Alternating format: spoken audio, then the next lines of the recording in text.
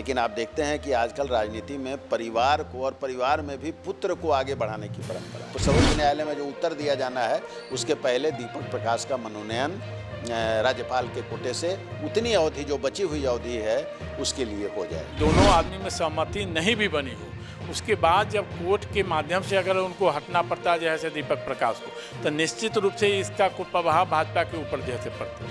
Monastic English school, a unit of Govardhan education trust, सुंदर और आधुनिक स्कूल परिसर, अनुशासित मॉर्निंग असेंबली और विद्यार्थियों के सर्वांगीण विकास के लिए समर्पित वातावरण। हमारे 2 ब्रांचेस हैं। पहला ब्रांच मकसूदपुर मीनापुर मुजफ्फरपुर में और दूसरा ब्रांच शेखपुर अहियापुर मुजफ्फरपुर में। सीबीएसई से एफिलिएटेड नर्सरी से 12वीं तक की पूरी पढ़ाई एक ही कैंपस के अंदर मोनास्टिक इंग्लिश स्कूल में उपलब्ध है। अधिक जानकारी के लिए संपर्क करें सी चौधरी 8292253617 और जी कुमार 9031194223। नमस्कार, आप देख रहे हैं फर्स्ट लुक बिहार और मैं हूं निशा श्री। और जैसा कि आप जानते हैं कि बिहार की राजनीति में सबसे ज़्यादा चर्चित नाम जो अभी बीते 2-4 दिनों से चल रहे हैं वो है दीपक प्रकाश का नाम, जो कि अभी मंत्री हैं बिहार के मंत्रिमंडल में। लेकिन उनके ऊपर जो है वो सुप्रीम कोर्ट में, उनके ऊपर नहीं, उनके मामले को, उनके मंत्री बने रहने के मामले को लेकर के सुप्रीम कोर्ट में एक याचिका दायर की गई और उसमें पूछा गया कि आखिर 6 महीने से ज़्यादा होने के बाद और दोनों ही सदनों में किसी भी सदन के सदस्य हुए होने के बावजूद, नहीं हुए बिना भी, आखिर वो इतने दिनों से मंत्री कैसे बने हुए हैं। और इसी मामले में अगर हम आज की खबर देखें तो आज जाकर के हम देखते हैं कि विधान परिषद से एक इस्तीफा भी हो गया है। क्या है इन सब का मामला? क्या इतिहास में कभी इस तरह का कुछ हुआ है? इसके बारे में जानकारी देने के लिए हमारे साथ स्टूडियो में उपस्थित हैं हमारे राजनीतिक विश्लेषक प्रोफेसर अरुण कुमार सिंह और हमारे वरिष्ठ पत्रकार रविंद्र कुमार सिंह। पहले हमारे राजनीतिक विश्लेषक से ही जानेंगे कि दीपक प्रकाश का मामला जो अभी हमको देखने को मिल रहा है कि क्या ये अपने आप में अनूठा मामला है या इतिहास में कभी इस तरह की घटना हुई?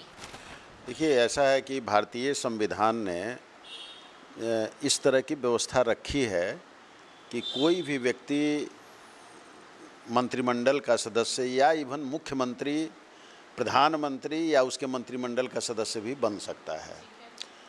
संविधान की धारा 164(4) में स्पष्ट रूप से लिखा हुआ है कि कोई भी व्यक्ति राज्य मंत्रिमंडल का सदस्य हो सकता है, प्रोविजो यानी बशर्ते कि वो 6 महीने के अंदर जहाँ 2 सदन हैं वहाँ से दोनों सदन में से किसी एक सदन का सदस्य हो जाए, या जहाँ एक सदन है, चूँकि आप जानते हैं कि कई राज्यों में एक ही सदन है, विधानसभा ही है वहाँ पर, तो विधानसभा का सदस्य हो जाए। तो निश्चित रूप से 6 महीने की बाइंडिंग है। तो दीपक प्रकाश जी जो मंत्रिमंडल में आए, वो जब 25 में के नवंबर में जो चुनाव समाप्त हुए और उसके बाद सरकार का गठन हुआ, तो उसमें उनको बिना दोनों सदन में से किसी सदन का सदस्य हुए बिना, चूँकि वो उपेंद्र कुशवाहा जो कुशवाहा समाज के बड़े लीडर हैं और राज्यसभा के सदस्य भी हैं वो, और एनडीए के बहुत ही प्रभावशाली घटक हैं, तो उनके कहने पर उनके पुत्र को वहाँ जगह दी गई। हालांकि उनकी पत्नी को भी वो जगह दी जा सकती थी, चूँकि उनकी पत्नी विधायक थी, इसलिए पत्नी वहाँ जा सकती थी। उनके दल के दूसरे लोग भी, जो 4 लोग जीते हैं, उसमें पत्नी के अलावा दूसरे 3 लोगों को भी मंत्रिमंडल में स्थान दिया जा सकता था। लेकिन आप देखते हैं कि आजकल राजनीति में परिवार को और परिवार में भी पुत्र को आगे बढ़ाने की परंपरा है। तो पुत्र को आगे बढ़ाने की परंपरा में दीपक प्रकाश को बिना किसी सदन का सदस्य बने मंत्रिमंडल में लिया गया, जो बिल्कुल संवैधानिक कार्य था। उसके बाद लगभग 5 महीने के बाद वो नीतीश कुमार ने फैसला किया कि वो इस्तीफ़ा देकर राज्यसभा में जाएंगे और यहाँ पर भाजपा के नेतृत्व में सरकार बनेगी। अब यहीं से परंपरा टूटी है। यानी अब चाहिए था कि या तो दीपक प्रकाश, जब दूसरा मंत्रिमंडल का गठन हुआ तो दीपक प्रकाश को मंत्रिमंडल में तब तक नहीं जाना चाहिए था जब तक कि दोनों सदन में से किसी सदन के सदस्य नहीं हो बन जाएं। क्योंकि जिस तरह से दीपक प्रकाश को बैठाया गया, वहाँ मंत्रिमंडल में लिया गया, इसका मतलब साफ था कि तब तो संविधान के इस 164(4) का फ़ायदा लेते हुए कोई भी व्यक्ति 5 साल क्या आजीवन मुख्यमंत्री और मंत्रिमंडल का सदस्य बना रह सकता है। वो इस्तीफ़ा कर देगा, फिर उसको जो है सो शपथ दिला दिया जाएगा, और फिर उस समय से होगा कि अब 6 महीने तक इंतजार किया जाए। फिर जब 6 महीना पूरा होना हो तो उसको फिर इस्तीफ़ा करा दिया जाएगा, या मंत्रिमंडल इस्तीफ़ा कर देगा, और फिर उसके बाद से वो बन जाएगा। तो ये जो है सो संविधान को बिल्कुल एक समूल रूप से जो संविधान की भावना थी उसको नष्ट करने का काम हुआ था। और इसीलिए जो भारत का जो सर्वोच्च न्यायालय है उसने नोटिस जारी किया था कि भाई किस परिस्थिति में दीपक प्रकाश वहाँ पर मंत्रिमंडल में बने हुए हैं, और वो बिल्कुल गैर संवैधानिक था। इसीलिए ये चूँकि अब दो तीन दिन के बाद सुप्रीम कोर्ट में वो मामला आने वाला है, इसलिए जो आपने कहा दूसरा सवाल जो आपका था कि हम लोगों को ऐसा ज्ञात हुआ है, सूत्र ऐसा बतला रहे हैं कि जो देवेश कुमार जो विधान परिषद में राज्यपाल के मनोनयन कोटे से वहाँ पर सदस्य थे विधान परिषद के, उन्होंने इस्तीफ़ा किया है, जबकि उनका कार्यकाल 27 के किसी महीने में ख़त्म होता है, यानी अभी कार्यकाल उनका काफ़ी बचा हुआ था, लेकिन उन्होंने इस्तीफ़ा किया है। अब हम लोग शायद 1-2 दिन में ये सुन लें कि दीपक प्रकाश का मनोनयन सर्वोच्च न्यायालय में जो उत्तर दिया जाना है उसके पहले दीपक प्रकाश का मनोनयन राज्यपाल के कोटे से उतनी अवधि जो बची हुई अवधि है उसके लिए हो जाएगा। अच्छा, मेरा सवाल का दूसरा हिस्सा भी जो था कि क्या इतिहास में इस तरह की घटना पहले भी हुई है बिहार या देश के इतिहास में? बिल्कुल, मैं अनेकों घटनाएं घटी हैं, लेकिन मैं एक एग्जाम्पल चूँकि मेरे से कुछ संबंधित है तो उसको मैं देता हूँ। यहाँ से 1971 में जो कांग्रेस आई से नवल किशोर सिन्हा चुनाव जीते थे लोकसभा का, और 1975 में याद होगा कि डॉक्टर जगन्नाथ मिश्रा के नेतृत्व में कांग्रेस की सरकार बनी थी, जो छात्र आंदोलन वगैरह हुआ था उसके बाद। उसमें डॉक्टर जगन्नाथ मिश्रा ने हाई कमांड से आग्रह करके नवल किशोर सिन्हा को लोकसभा का सदस्य रहते यहाँ बुलाकर मंत्रिमंडल में अपने स्थान दिया था, और उनको कृषि एवं संसदीय कार्य मंत्री बनाया गया था। तय यही हुआ था कि 6 महीने के अंदर वो उनको विधानसभा और या विधान परिषद का सदस्य बना दिया जाएगा और वो लोकसभा से इस्तीफ़ा कर देंगे। लेकिन बाद में चल के डॉक्टर जगन्नाथ मिश्रा ने ऐसा नहीं उन्होंने किया, और इस तरह से उनको 6 महीना के पहले ही, जब 6 महीना पूरा होने के पहले ही इस्तीफ़ा दे देना पड़ा। इस्तीफ़ा नहीं भी दें वो स्वतः हट जाएंगे, जो संविधान का प्रावधान है उसके मुताबिक उनका स्वतः हट जाना निश्चित है। तो वो जो है सो हट गए, और फिर वो चले गए दिल्ली, अपना जो लोकसभा की जो अवधि थी उसको उन्होंने पूरा किया। तो इस तरह के अनेकों, मैंने सिर्फ बिहार ही में नहीं, बिहार के बाहर भी अनेकों, आपने देखा बंगाल में विधान परिषद नहीं है और ममता बनर्जी चुनाव हार गई थी, तो ममता बनर्जी को एक आदमी को इस्तीफ़ा करके और फिर चुनाव जो है सो उनको जीतना पड़ा, और तब जाके वो मुख्यमंत्री बन गई। वो मुख्यमंत्री बन गई। उस समय वो दोनों सदन में किसी सदन दोनों, वहाँ तो दोनों सदन है ही नहीं है बंगाल में, तो वो सदन की सदस्य नहीं थी, तो मुख्यमंत्री रहते हुए में इस्तीफ़ा हुआ, और उसके बाद वो जो है सो वहाँ से चुनकर आई, और तब जो है सो मुख्यमंत्री के रूप में कार्यरत हुई। तो इस तरह के अनेकों उदाहरण भरे पड़े हैं, लेकिन ये दीपक प्रकाश का जो उदाहरण है वो अनूठा उदाहरण था, जिसमें मंत्रिमंडल समाप्त हुआ और फिर नए मंत्रिमंडल में भी बिना सदन का सदस्य बने वो बन गए थे, जो एकदम संविधान की धज्जियां उड़ाने वाली बात थी। ऐसा कभी कदापि नहीं किया जाना चाहिए। अब बढ़ते हैं हमारे वरिष्ठ पत्रकार की तरफ। इन्होंने इतनी सारी बातें सुनी जो हमारे राजनीतिक विश्लेषक ने कहा, आप इसको किस तरह से देखते हैं? उपेंद्र कुशवाहा के बेटे को, क्योंकि जब विधान परिषद का चुनाव हो रहा था उस वक्त में भी हमने डिबेट रखा कि आखिर ये कौन सा खेल चल रहा है। अभी जो इतने दिनों में जो बातें हुई हैं, इससे आपका आंकलन क्या है?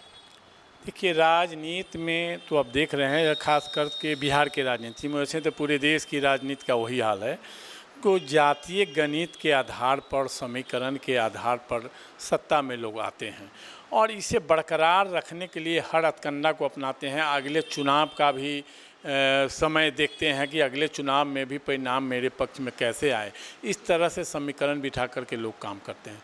तो उसी समीकरण के तहत उपेंद्र कुशवाहा जी की जो पुत्र हैं दीपक प्रकाश जी, उनको बिना किसी सदन के सदस्य रहते उन्हें मंत्री मंडल में शामिल किया गया। तो सम्राट चौधरी जी का मंत्रिमंडल, इससे पहले नीतीश जी के मंत्रिमंडल में भी वो शामिल थे। इसके बाद जब नीतीश जी का मंत्रिमंडल, जब नीतीश जी इस्तीफा दिए, फिर नई सरकार बनी, जब सम्राट चौधरी बने तो फिर से वो आए और फिर से मंत्री बने, लेकिन तब तक किसी सदन का सदस्य नहीं बन पाए थे। जब विधान परिषद का चुनाव हुआ तो उसमें बातें लगता है अंदर ही अंदर गठबंधन में नहीं बनी, जैसे भाजपा और माने कि अब उपेंद्र कुशवाहा जी के बीच कुछ अंदरूनी अनबन, कुछ अंदरूनी जो शर्तें हैं उस शर्तें पर काम लगता है दोनों को सहमति नहीं हुई, जिसके कारण उस खाली सीट पर इनको विधान परिषद में चुनाव नहीं लड़ाया गया, इनको भेजा नहीं गया। और यह सहमत की लड़ाई जो हमको लगता है जो आपस में भाजपा और उपेंद्र कुशवाहा जी के बीच चलती रही। लेकिन अंतोगत्वा जब कोर्ट का निर्देश, जब सुप्रीम कोर्ट में मामला गया, तो सुप्रीम कोर्ट में जब मामला गया, जब सुप्रीम कोर्ट ने सवाल सरकार जी हाँ जब सुप्रीम कोर्ट ने सरकार से फटकार या सवाल करने के बाद फिर तिथि निर्धारित की गई जो उस पर जवाब देने के लिए, तो इसी बीच अब एक जो देवेश कुमार हैं जो विधान पार्षद हैं, उन्होंने इस्तीफा दिया। तो इस्तीफा दिया, इससे यह अंदाज़ा लोग लगाने लगे हैं, राजनीतिक हलकों में यह चर्चा छिड़ गई है कि निश्चित रूप से देवेश कुमार इसीलिए इस्तीफा दिए हैं ताकि जो उपेंद्र कुशवाहा जी के पुत्र हैं दीपक प्रकाश, उन्हें विधान परिषद उनके जगह पर भेजा जाए और ताकि जैसे सुप्रीम कोर्ट को जवाब दे दिया जाए और वे मंत्रिमंडल में बने भी रहे। यही सोच करके देवेश कुमार का इस्तीफा देने की बात आ रही है। इससे जुड़ा एक और सवाल आपसे करना चाहूँगी, क्योंकि हम जानते हैं कि बिहार की राजनीति में हम जाति को अनदेखा नहीं कर सकते हैं। ऐसे में देवेश कुमार जो हैं वो भूमिहार समाज को बिलोंग करते हैं और इनके इस्तीफे के बाद सोशल मीडिया में भूमिहार समाज के अंदर थोड़ा बहुत छिटपुट आक्रोश तो देखने को मिल रहा है, इस पर क्या कहें? जी, ये अक्सर जो है आप देख रहे हैं जिस जातिवाद में हम लोग जी रहे हैं, उस जातिवाद में आप जो बताए हैं कि सोशल मीडिया पर जंग छिड़ गया है, ये भूमिहार जाति के साथ अन्याय हुआ, तरह तरह की बातें लोग जैसे कुछ लोग डाल रहे हैं, तो कुछ लोग हर मुद्दे पर डालते रहते हैं। लेकिन जो पार्टियां हैं वो पार्टियां निश्चित रूप से अपनी समीकरण बिठाने के लिए इस तरह की जो अब अभी मान लीजिए इस्तीफा किसी को दिला करके ही दीपक प्रकाश को बचाया जा सकता था और जो देवेश कुमार अभी मंत्री थे नहीं, तो इसलिए देवेश कुमार को हो सकता है अन्य आश्वासन दिया होगा जी आपको और भी महत्वपूर्ण पद दिया जा सकता है, आगे फिर आपको विधान पार्षद या मतलब किसी सदन का सदस्य बनाने का प्रयास किया जा सकता है, इसलिए दीपक प्रकाश का इस्तीफा ले लिया गया होगा।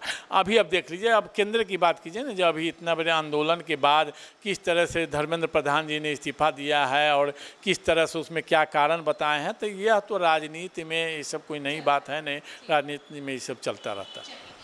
इस्तीफा चलता रहता है, राजनीति में का ये अभिन्न हिस्सा है, लेकिन जाति के मुद्दे को हम नकार नहीं सकते हैं। तो हम प्रोफेसर अरुण कुमार सिंह से भी एक बार जानना चाहेंगे कि वो इस बात को किस एंगल से देखते हैं, क्योंकि देवेश कुमार जो हैं वो भूमिहार जाति को बिलोंग करते हैं और कहीं ना कहीं तो एक गहमा गहमी शुरू हो गई है। आज का ही दिन है, इसलिए हमको इसकी खबर ज़्यादा नहीं मिली।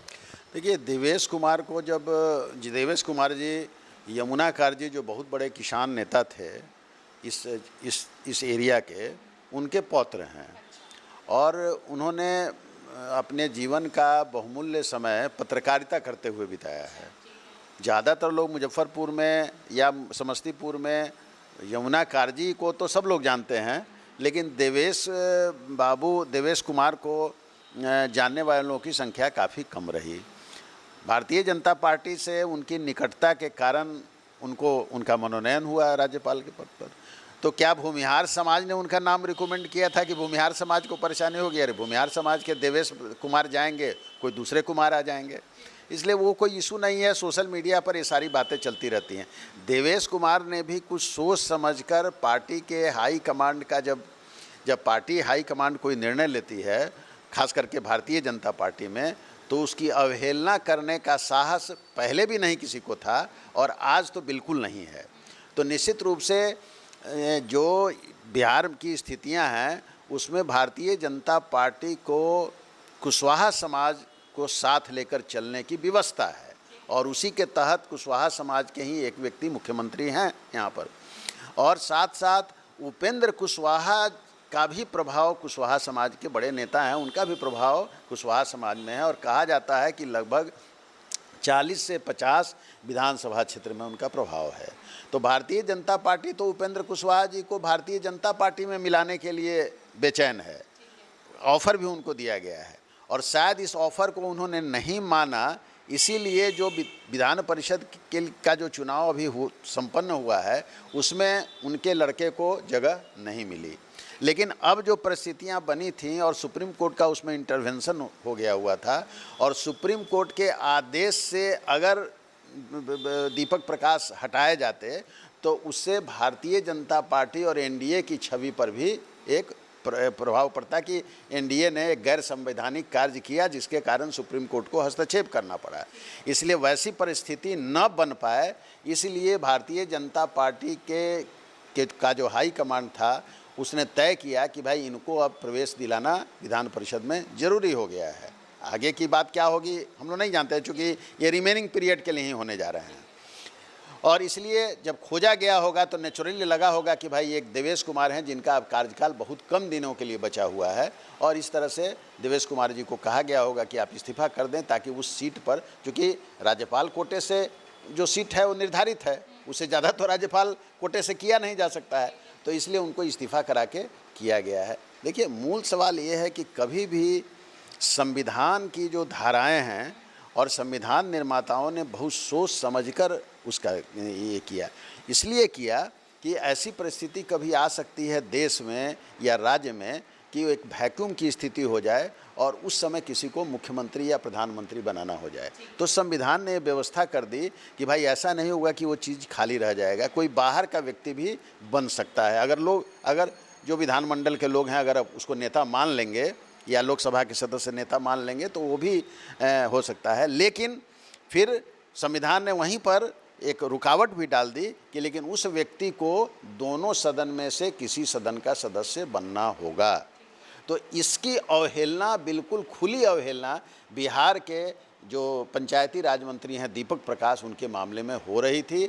इसलिए जितना जल्दी एनडीए इस काम को पूरा कर ले उतना ही अच्छा होगा। एक कंक्लूडिंग स्टेटमेंट के लिए बढ़ते हैं हमारे वरिष्ठ पत्रकार की तरफ कि वो इस पूरे मामले को, क्योंकि जैसा हमारे राजनीतिक विश्लेषक भी कह रहे हैं कि संविधान का इस तरह का मैनिपुलेशन जो है वो बिहार में अपने आप में एक अनूठा मामला है, इसको आप किस तरह से? देखिए, जो बातें दीपक प्रकाश की बात है उसमें एक तरह से यह माना जाए या तो उपेंद्र कुशवाहा जी और भाजपा में अंदर कुछ सहमति बन गई है या फिर भाजपा को उपेंद्र कुशवाहा जी के सामने एक तरह से सरेंडर होना पड़ा है। आखिर किसी तरह जब उपेंद्र कुशवाहा अपने पुत्र को रिजाइन नहीं दिलवा रहे थे, जो किसी सदन के सदस्य नहीं रहते हुए भी जब चुनाव हाल ही में हुआ था विधान परिषद, उनमें उनको मौका नहीं दिया गया, उसके बावजूद भी इस्तीफा नहीं दिलाने का मतलब वो अड़े हुए थे कि भाजपा की खुद फजीहत होगी और जो भाजपा की भी अंदर कुछ शर्तें रही होगी जो वह पार्टी में मर्ज कर जाए या जो भी शर्तें रही होगी, उसको नहीं मानने के बाद मतलब उनको सदन का सदस्य नहीं बनाया गया। लेकिन अब जब बातें आ रही हैं कि जब सुप्रीम कोर्ट के हस्तक्षेप की बात आ रही है, अगर सदन दोनों आदमी में सहमति नहीं भी बनी हो, उसके बाद जब कोर्ट के माध्यम से अगर उनको हटना पड़ता है जैसे दीपक प्रकाश को, तो निश्चित रूप से इसका कुप्रभाव भाजपा के ऊपर जैसे पड़ता, जिसके कारण या तो भाजपा घुटने टेक दी है, सरेंडर की है, या फिर उपेंद्र कुशवाहा जी से आपसी सहमति बनी है जिसके बाद यह निर्णय लिया गया है। तो इस तरह राजनीति में यह सब चलता रहता है, एक दूसरे के सहमत और पार्टी में बनने के लिए, मजबूती के लिए, मतलब भाजपा कब से चाह रही थी जो उपेंद्र कुशवाहा मतलब भाजपा में शामिल हो जाए ताकि एक कुशवाहा फिगर भाजपा को मिले। और इसी कारण अगर हमको लगता है कि अगर उपेंद्र कुशवाहा जी पहले से भाजपा में शामिल हुए रहते तो हो सकता था तो भाजपा विधानसभा में उन्हीं के नेतृत्व में चुनाव लड़ती है, उनको आगे बढ़ा सकती थी। लेकिन उपेंद्र कुशवाहा जी भी अपने स्वभाव से एक अलग लोग हैं जिसके कारण वो पार्टी में मर्ज नहीं किए और वो अलग गठबंधन में ही बने रहे, जिसके कारण यह परिस्थिति सामने आई है। और इसमें फिर मैं कहता हूं कि या तो भाजपा ने घुटने टेक दी है या फिर आपसी सहमति के बाद उपेंद्र कुशवाहा जी के जो पुत्र हैं दीपक प्रकाश, उनके लिए देवेश कुमार को यह सीट छोड़ना पड़ा है और उन्होंने अंत में इस्तीफा दिया। एक बात इसमें और है, बहुत इम्पोर्टेंट बात है कि आखिर हिंदुस्तान का और बिहार का क्षेत्रीय दल जो है वो क्यों अपनी अस्मिता बनाए रखना चाहता है। कहने के लिए तो सारे क्षेत्रीय दल ये कहते हैं कि वो क्षेत्रीय भावनाओं को उजागर करने के लिए, उसके प्रगटीकरण के लिए क्षेत्रीय दल बनाया है। लेकिन दरअसल क्षेत्रीय दल का अगर इतिहास आप देखें और आज भी उसको देखें आप, तो इससे परिवारवाद को बढ़ावा मिला है। यानी उनको अपनी पार्टी बनाने से परिवार के कई सदस्यों को पार्टी का टिकट देने में सहूलियत होती है, जो कि वो किसी नेशनल पार्टी में अगर जाएंगे तो एक टिकट उनको मिल सकता है, दूसरे टिकट मिलने में नेशनल पार्टी तैयार नहीं होगी। एक तो ये हो जाता है, और दूसरी बात जो उससे भी ज़्यादा खतरनाक है, जो बातें अब कोई देखता तो इन चीज़ों को है नहीं, लेकिन लोग कहते हैं कि भाई एक मुहा मोही ये बात चलती है पूरे बिहार में भी और भारतवर्ष में भी कि आजकल टिकट की खरीद बिक्री होती है। तो क्षेत्रीय तो इस तरह ये भी एक बात सामने में आती है, उसका पुष्टि करना बड़ा मुश्किल है, लेकिन ये भी बात सामने में आती है कि क्षेत्रीय पार्टियां जो हैं वो कई तरह के इशूज को लेकर टिकटों का वितरण भी करती है। तो इस तरह से करके ये दोनों मिलाकर क्षेत्रीय पार्टियां किसी भी नेशनल पार्टी के साथ मर्ज करने के बजाय अपने अस्तित्व को बचा कर रखना चाहती है। ठीक है, तो देखा आपने कि जितने भी विश्लेषण आपके सामने में रखे गए हैं, ये अभी कोई आधिकारिक नतीजा या सरकारी नतीजा सामने नहीं आया। सुप्रीम कोर्ट में क्या बातचीत हुई, सुप्रीम कोर्ट ने फटकार लगाई, बिहार सरकार क्या क्या कर रही है, एक एनालिसिस हमने आपके सामने प्रस्तुत किया है। सुप्रीम कोर्ट की अगली सुनवाई में आगे क्या फैसला होता है, क्या निर्णय लिया जाता है, दीपक प्रकाश को कौन सी जगह दी जाती है, उनकी मंत्रिमंडल वो मंत्री रह पाते हैं या वो त्यागपत्र दे देते हैं, ये आने वाले समय की बात होगी। फिलहाल के लिए हमने आपको एक पर्सपेक्टिव दिया है कि क्या कुछ चल रहा है बिहार की राजनीति में। फिलहाल के लिए हम अपने दोनों मेहमानों को देंगे धन्यवाद, जिन्होंने अपने अपने एनालिसिस जो है वो हमारे सामने प्रस्तुत किए हैं। और इसी के साथ इस चर्चा को यहीं पर देते हैं विराम। आप बने रहिएगा हमारे साथ। आप देख रहे थे फर्स्ट लुक बिहार। धन्यवाद। डी फार्मा स्टूडेंट्स, अब हो जाइए तैयार। आपके लिए है बहुत अच्छी खबर कि अब केवल डी फार्मा स्टूडेंट्स को ही मिलेगी फार्मासिस्ट की जॉब। तो ये कोर्स करने के लिए आपके पास है दो choices. DPS group of institutions के किसी भी कॉलेज में एडमिशन लेकर के आप घर बैठे कर सकते हैं ऑफलाइन कोर्स, या फिर आप कर सकते हैं ऑनलाइन क्लासेस। और उससे भी अच्छी बात ये है कि डीपीएस ग्रुप के कॉलेजेस जो कि हैं इन 5 शहरों में, रांची, दुमका, देवघर, मुजफ्फरपुर और सीतामढ़ी, इन 5 शहरों के किसी भी कॉलेज में एडमिशन लेकर आप किसी और शहर में बैठ करके ये कोर्स कर सकते हैं। आपको कॉलेज के नाम और डिटेल्स मिल जाएंगे वीडियो स्क्रीन पर, और बाकी किसी जानकारी के लिए दिए गए नंबर पर कॉल करें। तो मुझे कमेंट सेक्शन में बताना ना भूलें कि आखिर आप किस शहर में एडमिशन ले रहे हैं।